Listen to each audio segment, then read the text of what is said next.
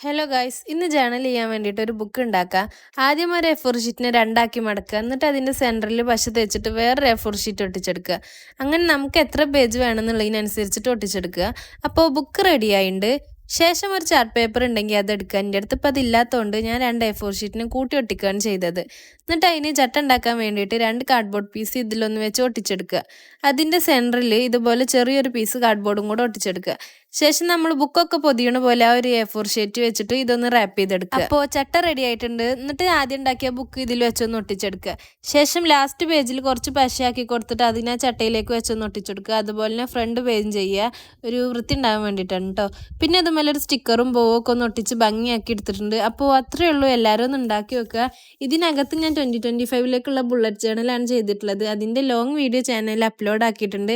ഭയങ്കര ഈസി ആയിട്ട് എല്ലാവർക്കും മനസ്സിലാവുന്ന രീതിയിൽ ചെയ്തിട്ടുള്ള ഒരു ജേണലാണ് കേട്ടോ. എല്ലാവരും ഒന്ന് കണ്ടു നോക്കുക. അപ്പോൾ അത്രയേ ഉള്ളൂ.